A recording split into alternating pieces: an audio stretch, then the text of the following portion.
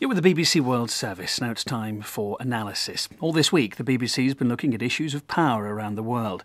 Well, today, Bill Hayton reports on one of the most influential private networks of the rich and the powerful, the Bilderberg Group.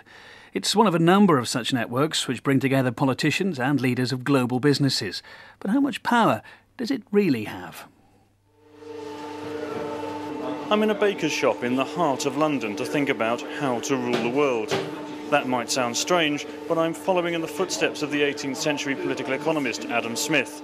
He used the example of a baker to argue that market forces were powerful enough to meet all of society's needs. The baker provides bread not out of charity, but out of self-interest. He makes a profit and we get to eat. But look around this shop and you realise that this baker's future depends on a lot of things beyond his control. What happens if global warming affects wheat supplies? What if customers have less money to spend? Who would work here if labour regulations were changed? For the heads of multinational corporations, these kinds of questions have major implications. And Martin Wolf, associate editor of the Financial Times, says they need politicians to create the conditions for their businesses to thrive. But at the most general level, business leaders want stability, they want open markets, they want a generally supportive environment, and usually they don't want to be bothered too much by the whole host of regulations and other things that come up through the political process. There are many ways for business leaders to influence politicians and the world at large, by funding political parties or paying professional lobbyists, for example. But one of Europe's most successful business people, Viscount Etienne d'Avignon, has his own favourite.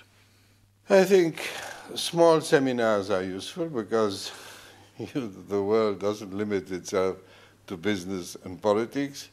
You have research, which is important. You need to listen to people who are not confronted with the obligation of managing a daily operation, and so that you bring into the reflection also mid-term and longer-term preoccupations.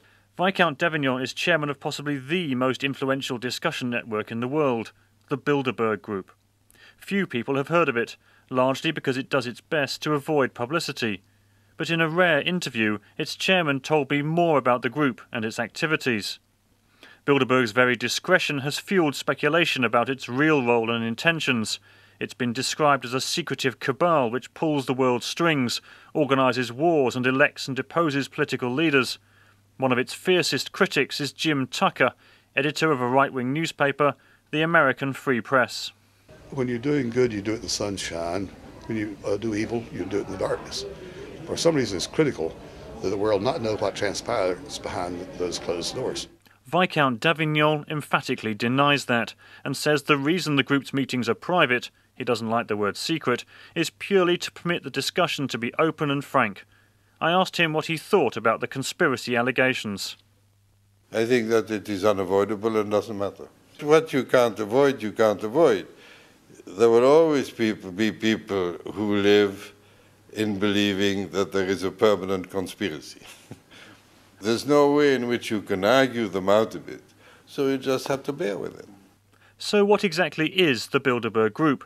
Kees van der Pijl of Sussex University in Britain, and a critic of Bilderberg, has traced its origins.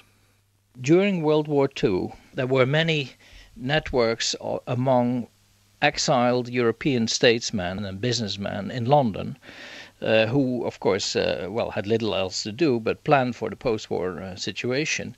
And it's interesting to see that the people who launched Bilderberg were mostly recruited from this network, which again surfaces in the early 50s to deal with the then opening up gap between the Atlantic powers in how to deal with the death of Stalin and the new leadership in the Soviet Union, etc. The first meeting of this network took place in 1954 at the Bilderberg Hotel in the Netherlands, hence the name, and has met every year since then. The location changes every year, but is usually a 5-star hotel with a good golf course. The guest list is always impressive. At the May 2005 meeting in Germany, it included the heads of the World Bank and European Central Bank, chairman or chief executives from Nokia, BP, Unilever, Daimler Chrysler and Pepsi, among other multinational corporations. Editors from 5 major newspapers, members of parliament, ministers, European commissioners, the Crown Prince of Belgium, and the Queen of the Netherlands.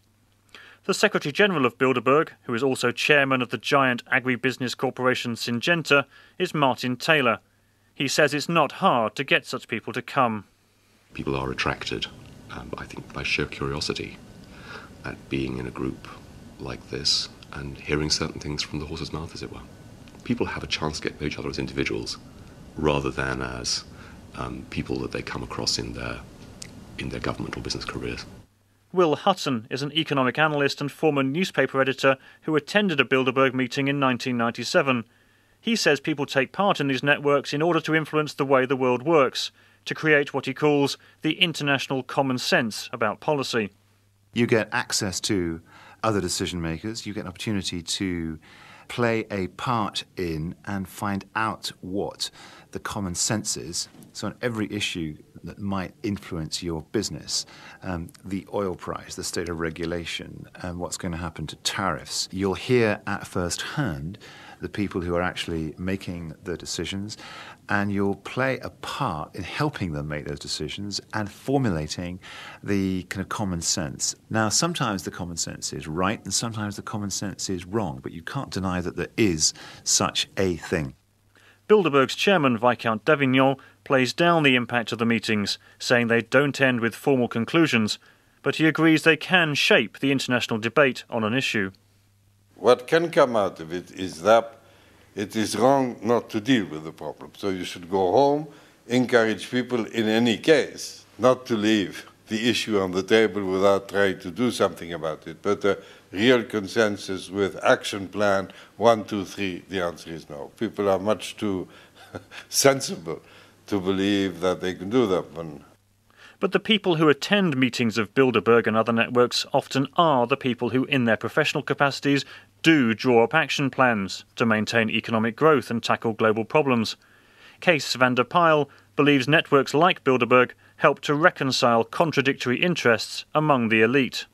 There need to be places where people at this level can coordinate more or less where they think policy should be going.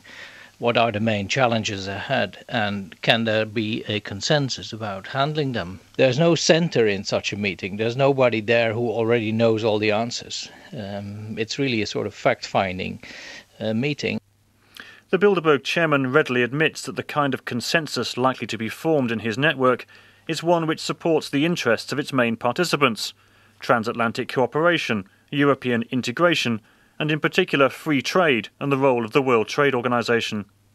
Automatically around the table you have internationalists. And from an internationalist point of view, you need to have a degree of rules which create a degree of confidence that you go and invest somewhere or organize a relation somewhere. If it works badly, you have somebody who's going to say what is right or wrong, and I think there the consensus was always very powerful. One significant feature of Bilderberg guest lists is that they often feature future political leaders shortly before they become household names.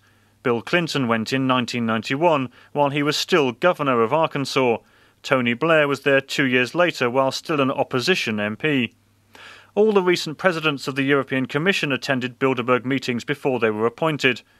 All this has led to accusations that the group pushes its favoured politicians into high office. But the Bilderberg chairman says his steering committee are simply excellent talent spotters. When you ask a German to say, who do you think would be interested and is going places in German politics, well, he will do his best assessment of what are the bright new boys or the bright new girls who are in the beginning phase of their career, would like also to get known, and the other people would like to know them. And so it's not a total accident, but it is not a forecast. And if they go places, it's not because of Bilderberg, it's because of themselves. But its critics say Bilderberg's selection process gives an extra boost to aspiring politicians whose views are friendly to big business. They give them access to an informal network which could help them recruit advisors, raise funds, and smooth the path to political success. None of this, however, is easy to prove or disprove. Indeed, an odd thing about Bilderberg is that while its critics think the meetings are enormously important, the participants, including the chairman, play down their significance. I think it's not a global ruling class, because I don't think a global ruling class exists. I simply think that it is people who have influence and who are interested to speak with other people who have influence. Martin Wolf of the Financial Times, and a frequent Bilderberg participant, thinks the meetings are a relatively small factor in a much larger dynamic.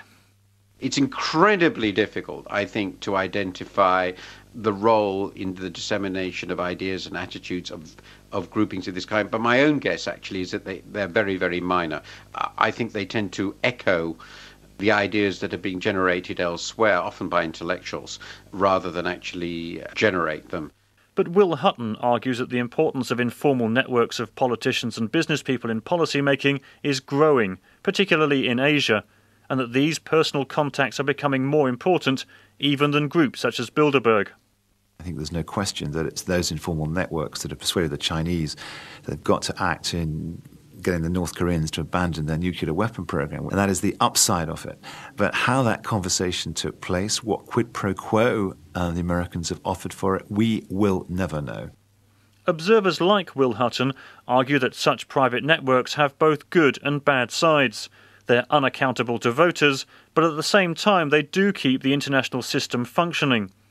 And there are limits to their power, a point on which both the chairman of Bilderberg and one of his critics, Professor van der Pijl, have reached the same conclusion. Very often, when I am said this is a kind of secret government of the world, I say if we were a secret government of the world, we should be bloody ashamed of ourselves.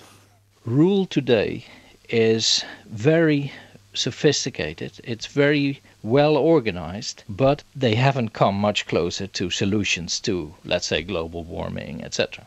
So in that sense, it's a paradox. The machine of government and the machine of the ruling class has become so sophisticated, but it also has become, in a way, more powerless than ever before.